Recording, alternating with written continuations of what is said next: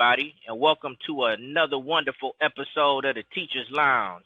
I am your host, Donovan Gardner, and joining me are my wonderful co-hosts, William Weir, Candace Williams, and the beautiful Leslie Piper. Hello, I don't have a camera. I'm sorry, I don't have a camera, so Donnie's got it. So go ahead, Don. Yep, we're having technical difficulties with Miss Piper's camera. But nonetheless, we have an excellent host guest for you guys today, Miss Leanne Kang. Everybody else, Miss Leanne Kang. We're so glad that she's gotten on. We've been trying to get her to come on the show for a few weeks now, and we finally been able to make that happen. So we got a great show in store for you all. Leslie, I want you to do this part. I want you to introduce our guest in the wonderful award that she's receiving.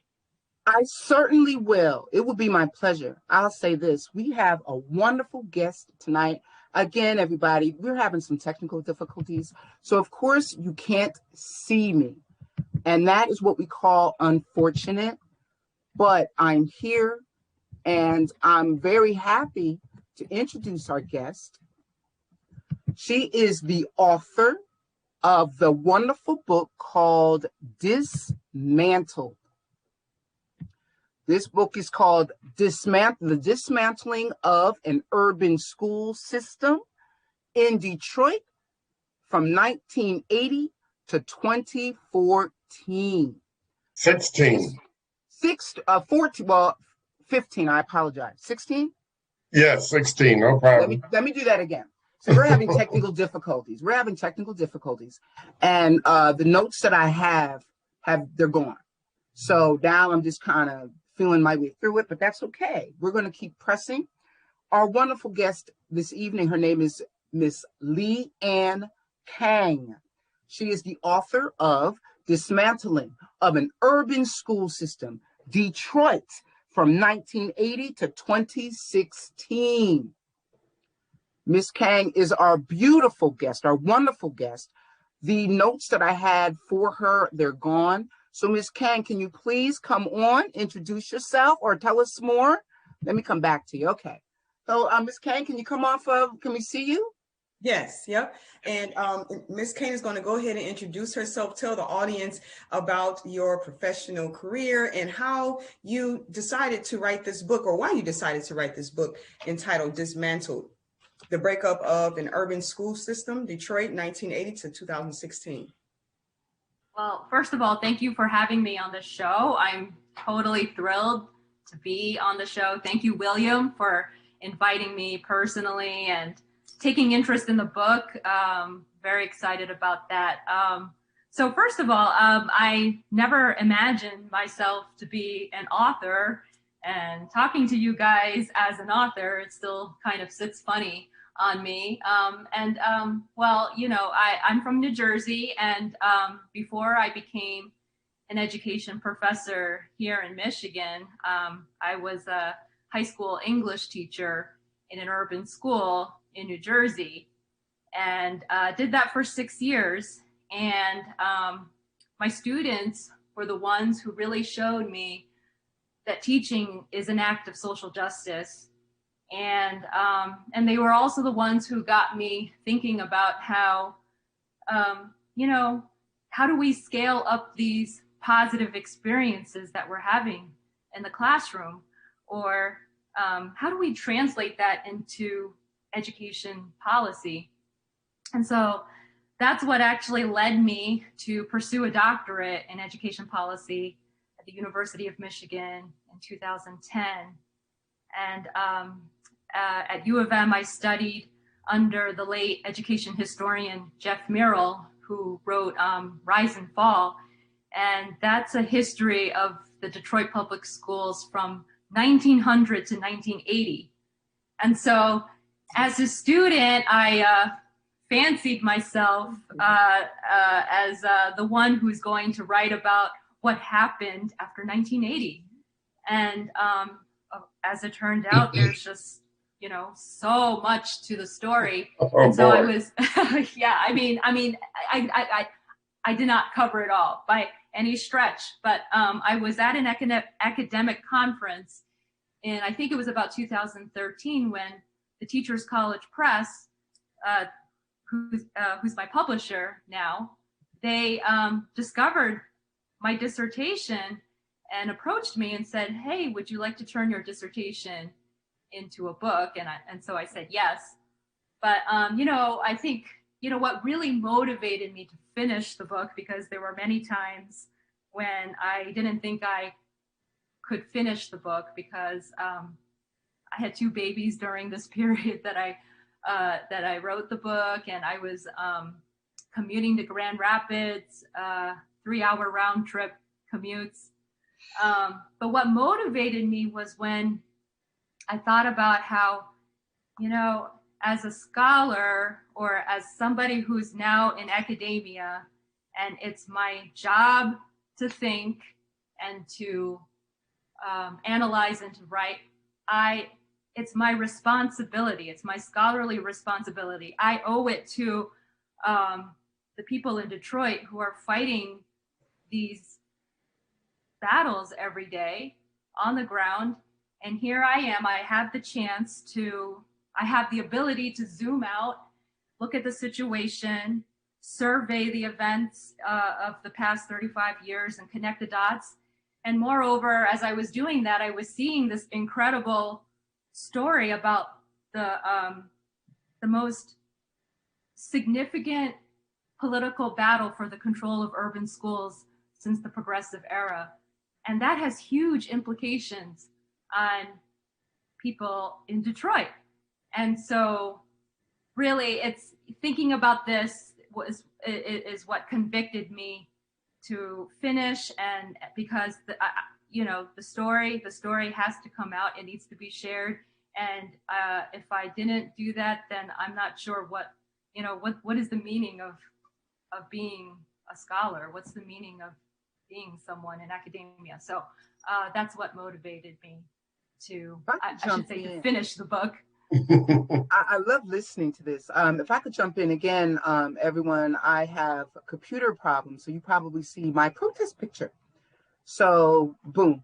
Okay, so I do want to ask you, Leanne, can you explain Proposal A? Because a lot of people don't know about Proposal A. And after you explain Proposal A, can you explain the impact Proposal A had on DPS? So we have to talk about Betsy DeVos. We have to bring up Snyder, their entire impact on DPS. Now, I said DPS, not DPSCD. There's a difference. Yeah, so Proposal A is a legislation that was passed in 1994, and it changed the way that the state funds our schools.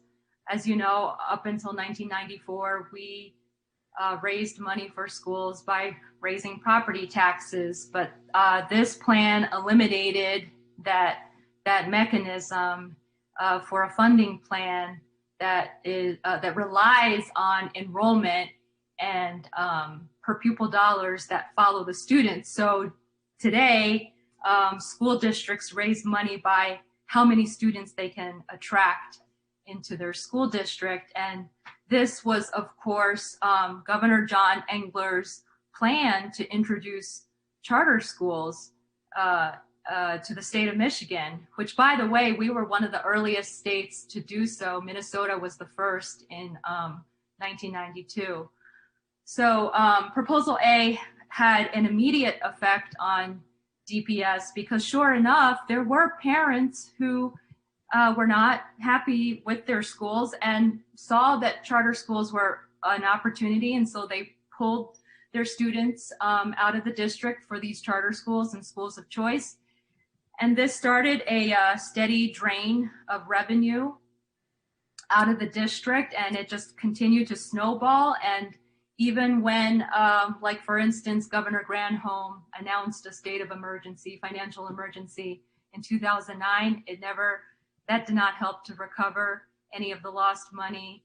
And even 5 emergency managers later, we were still, I think it was like, by the time Judge Rhodes came along, DPS was like in a 200 million deficit, if I remember correctly. But actually, what people know less about Proposal A and its impact on DPS, and it's something that I really tried to kind of bring to light in the book, is that Proposal A was a mechanism for eroding the power and influence of the regime that was protecting the school board model of governance. And so I have to back up a little bit. Like, I need to kind of explain what regimes are before I keep talking about how Proposal A has an impact in this way. But when I talk about regime, usually when we think of a regime, we call it a coalition. But I like to use regime because a regime suggests that formal governance requires informal actors to support it. So for instance, the school board is formal governance, but it can't really be operationalized without informal actors like the teachers union, like parents, administrators, teachers, not the students, but taxpayers. You need those people to support the governance. So what Proposal A did was it actually started to erode the power and the influence of the regime that was supporting the school board model. And specifically how it was doing that was it was actually aiming at the strongest arm of the school board regime, which is the teachers union. Yeah. And the reason why I know this is because we have record of Governor Engler saying, when he was signing the law into legislation in 1994, he said something like, the power and the control of the teachers union over educational policies has ended this morning. So he said that. Yeah. In short, they have too much power over there in Detroit. We must dismantle. That's what I hear. But go ahead. I'm sorry. Mm-hmm. Yeah, and Engler and his allies were convinced that the teachers union had a virtual monopoly over districts like DPS, that they were the reason for their financial problems. They were the reason for why these districts were not enacting what they thought was meaningful reform. And so Proposal A, because it was moving the role of allocating funding up to the state, and also essentially stopping districts from raising money through property tax, the teachers union no longer had the kind of negotiating ability that they once had. So this is why Engler thought that Proposal A was going to really weaken the regime around the school board. And the thing is, the reason why is because Engler and his allies were interested in changing the whole model in Detroit. So dismantling DPS. They're interested in bringing a totally different new kind of governing model, and that's one through the market and through competition and through school choice and so forth. So Proposal A was a real turning point, not just in terms of DPS's finances, but politically, because it was the first step into kind of breaking down the regime that was protecting the model that they wanted to get rid of to begin with. Wow. Wow. Yeah. We were all in. That's overwhelming. I mean, it's wow. You just have to sit down and think. I thought everyone was positive towards education. I thought this was about the kids. I thought we wanted the best for our kids. And then you hear about these dastardly plans. And it's just so disheartening.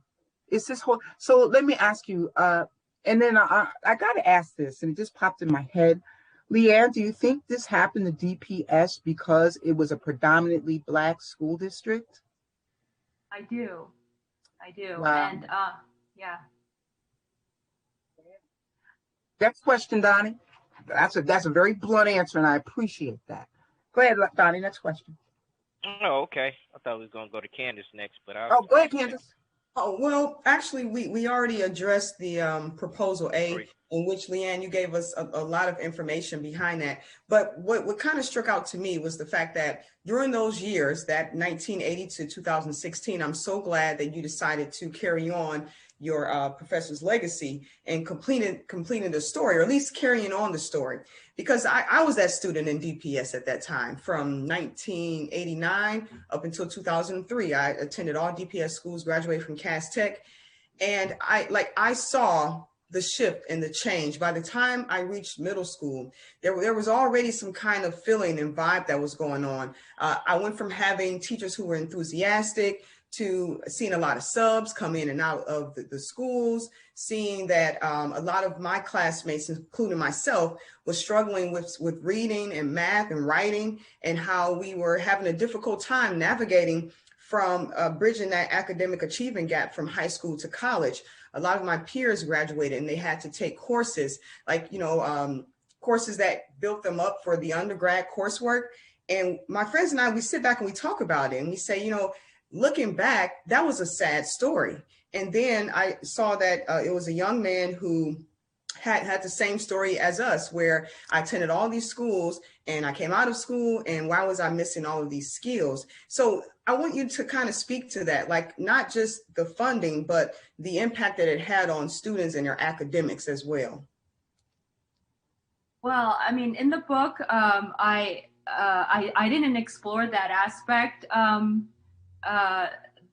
necessarily, but I guess the way that I could speak to that is one of the kind of side effects and the consequences of, so how I talk about this is that the dismantling of DPS has everything to do with these two regimes that are battling for control of DPS. So if you think about it, that old regime that was supporting the school board model, so the teachers union, the teachers, the administrators, the parents, and the students, as they were struggling to maintain control of DPS, we had a new regime come in, and these are the likes of, Betsy DeVos, H.C. Hazenga. He's the founder of New Heritage Academies. That's like, I think, a network of charter schools in Detroit. We have foundations, we have, and then we have these governors like Governor Snyder and Governor Engler. And the thing is, this regime who come in, and I argue that by 2016, they pretty much have control of Detroit's schools, but these people have so little understanding of the student population or of the community or the city. So, I mean, it's not hard to imagine that this would translate into some really terrible educational policies and practices. So Candace, when you talk about how it seems like the quality of education actually decreased during this regime, I think it's because the new decision makers are operating from a paradigm that is completely detached from the community. Mm-hmm. Actually, I know one of the questions is about the educational empowerment movement.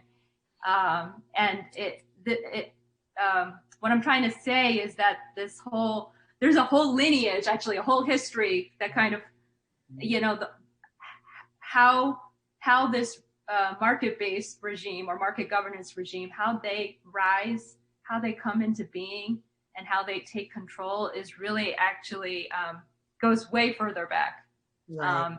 And there are just significant consequences on the students, unfortunately. Thank you for speaking to that.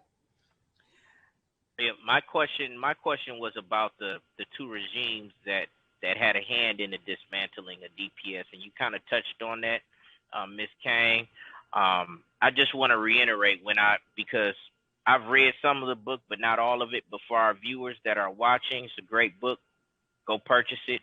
But when you talk about Engler, from Engler all the way to Governor Snyder, Right. can you just expand on the things that we've lost as a district? Maybe the funding to go into different programs that we may have lost, because I know a lot of things that were there or were present at one point, such as shop and things of that nature, have been eliminated from DPS, and you see a lot of empty shop rooms in these school buildings. And I'm just wondering what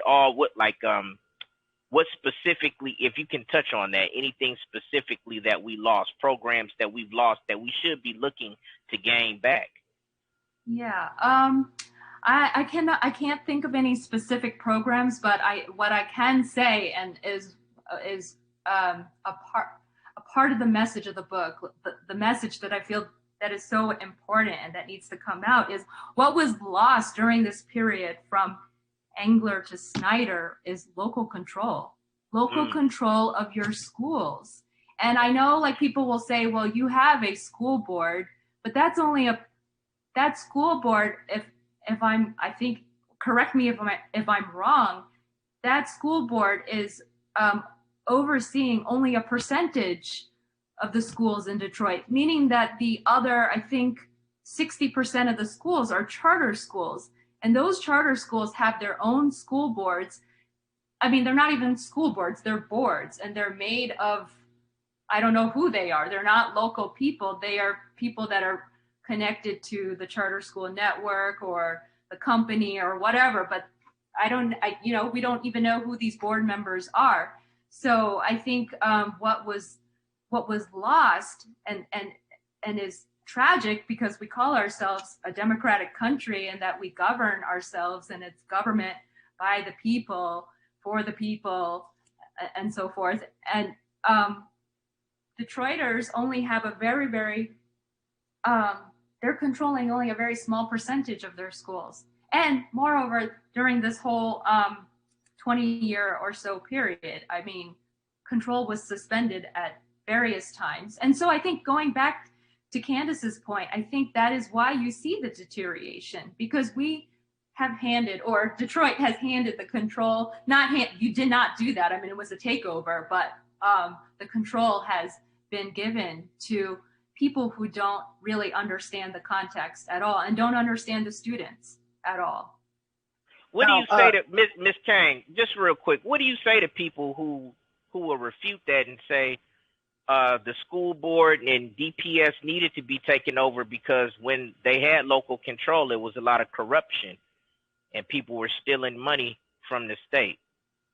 I get that rebuttal when I know, I do too. I mean, I think this might be simplistic, but I mean, corruption is everywhere at every level.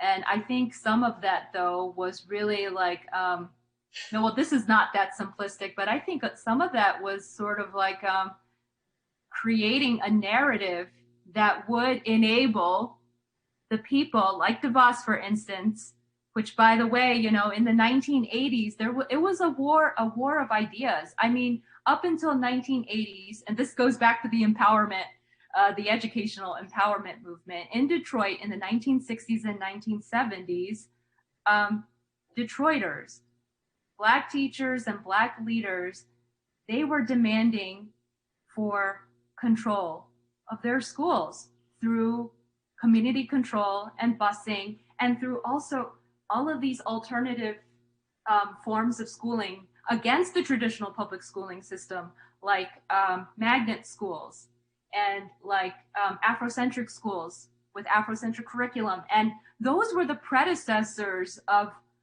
the charter concept. Charter schools are not the creation of the charter school people today. I mean, it was this educational empowerment movement led by African Americans, Latino Americans, and other communities of color who were saying, I'm not satisfied with traditional public schooling, we want to do something else. It was this movement that, so the question that we should ask is, well, how did the movement kind of dissipate? How did it get taken over? And I think to your question, or to your point, is this rebuttal about how, oh, well, there was a lot of corruption. I think that's a narrative that was sort of used to kind of manipulate the public to think that there ought to be this takeover, and to enable people like Betsy DeVos and other conservative thinkers to wield their way in, and try to take over control. But Leanne, one thing I like about your book, Dismantled, is that it's an accessible, critical look at the devolution of the local power in the Detroit public school system. So thinking about that, can you please talk about how race and politics serve as barriers to reform? How they're barrier, so race and politics, how they're a barrier to reform. Well, right. So yeah, I think again, it's a barrier, it's a dividing point, and I think it has its roots going back to that educational empowerment movement in the 60s and the 70s. And this is something that I think it's a sub-narrative in the book, but it's like something that I really hope people take away, is that the market governance regime, so the foundations, the billionaire philanthropists, the education entrepreneurs, Engler to Snyder, what they do is essentially they basically co-opt the movement, and they repurpose the meaning of empowerment. And so empowerment today under the market governance regime means one's ability to choose their school. It no longer means empowerment is receiving an education that's embedded in our histories, our people, and our communities, and that is essentially transformative and liberatory. And so I think this is why it's such an affront to people who are fighting for social justice, that education has been co-opted in this way, that we have these sorts of decision makers. I mean, Betsy DeVos rose all the way up to Secretary of Education. Yeah. And so this is why I think race and politics is a barrier to reform, because it's going to be very hard to work across the aisle when this is hurtful. There's a history behind this. And it's really like, it's an affront to our students that, that the method and the approach is testing, drill and kill, I think it's called. But I mean, this regime measures its effectiveness through test scores. And, we were all students ourselves. I mean, who wants to sit in a classroom where, we're getting tested all day or we're getting prepared to be tested, rather than learning about who we are and learning about content that will help us to think about who we want to be in the future and all of that. So, yes. Leanne, I hate to do this. I wish you would stick around. This book is just, for it to be so small, it has so much information. And hopefully you will agree to come back. Sorry if we threw you off a little bit with questions that I didn't send you, but you did well. You did well. Like I said, it was just so much. Donovan, if you could just stick around, Donovan and Donovan and Candace have something that we want to share, but just on behalf of the group, I am very, very pleased that you appeared to come on, and hopefully you will agree to come back. Yeah. But if you can, stick around for these two little two things, I think you'll like them. And once again, the book is Dismantled, The Breakup of an Urban School System, Detroit, 1980 to 2016. The author is Leanne Kang. We have her here this evening We are super excited. So go on, Candace. The show is yours.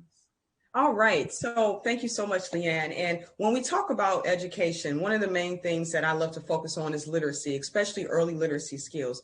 Given the fact that a lot of our students or children are at home and they're looking for engaging ways. So I love to share a reading tip. And this is brought to you today by Irby Education. And you can check out more reading tips if you follow my Instagram page at Irby Education as URBY. So take a look at these magnetic letters, right?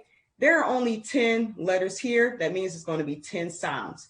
And when we think about reading, a lot of parents get tripped up on sight words and can my child read a book? But first, let's start with phonological awareness. And that's the ability to hear and manipulate sounds. And guess what? If your child knows 10 sounds, that means that they're able to read 353 sound words, 4,324 sound words. And check this out. 21,655 sound words. So for parents out there, I would like for you to focus on your child understanding the relationships between letters and sounds. And just to give you a few ideas, you can use magnetic letters where you can ask them to pick up the letter that makes the sound A, and they can pick up the letter A. Or you can also check out some of the lit kits that I have where you can use the stickers where they can build words. And I know a lot of you are used to those flashcards, right? It's nothing like a phonics flashcard where you can look at the picture and they can name all of the things that begin with that sound. And we want to make sure that they not only know the sound, but also that they can identify the letter. Thank you. Yes. This week we have a dunce of the week. All right. This is Dunce the cap fun of the part of the week. show. We're gonna get the dunce cap of the week, and I'm pulling it up right now because this week's dunce cap of the week goes to NFL's Mark Walton. Now, this is an NFL player, everybody, and everyone knows NFL players make a lot of money, which with a lot of money comes a lot of expectations. But this NFL running back, Mark Walton, has been arrested again. And this time, cops say it's all because the 23-year-old lost his mind over a failed Pizza Hut order.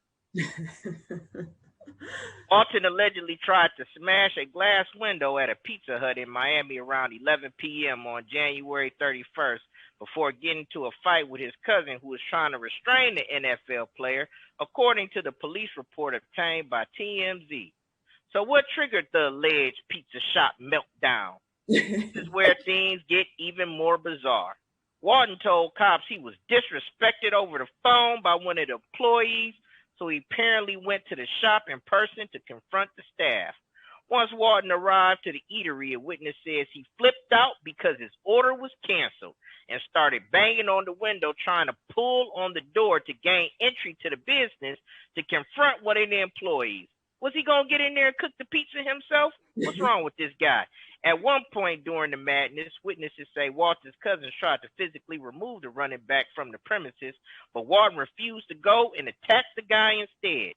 Cops noticed Walton's cousin had obvious injuries, so they called for the paramedics. Walton's cousin, he stuck to the G code. He refused to explain what happened and did not want to snitch on his cousin, but Walton was still eventually arrested and booked on charges of trespassing and disorderly conduct. At the station, he took a smiling mugshot. Now, this guy has been out of the league for at least two to 3 years. He was just recently released from the Bengals, and it's all because of disciplinary action. I'm 5'6". I weigh $170. I wish I could be 6'5", 250 pounds with all that talent going to waste over a pizza. Well, this is the dunce of the week. He gets the dunce cap of the week, goes to this idiot. That's all I have for today. How do you really feel, Donnie? I know, right? Over a pizza, man? You don't get yourself arrested over a pizza? I can't make great. this stuff up. I can't make this stuff up. So glad to go back to the dunce cap of the week. Once again, everybody, I hope I'm sharing my screen because we had all kinds of technical issues today. I want to thank Miss Leanne Kang from The wonderful author from Dismantled. She wrote Dismantled, The Breakup of the Urban School System, Detroit, 1980-2016. Purchase it. Know your history. If you are a Detroiter, you will want to read this book. If you are a parent, you will want to get this book to make sure this doesn't happen again. Again, the story, the book is called Dismantled, The Breakup of an Urban School System, Detroit, 1980-2016. And the author, she was with us tonight, Miss Leanne Kang. Leanne, will you come back? Will you come back to us? I would love to. I would love to. Thank you so much. That's our such an time, honor. everybody. In fact, we're a minute over. We had all kinds of problems today. That's why you see my protest picture and not my photo, but that's okay. We had a wonderful time. The show went on. God bless you. We will see you all next week. We didn't even give our thank yous and we didn't even acknowledge anybody, but we'll do that next week. We love you. God bless you. We'll see you next week. Bye-bye. Bye, Thank you, Leanne. Thank Bye, you. Thank you Dismantle. for having me. Yes. Bye, Dismantle.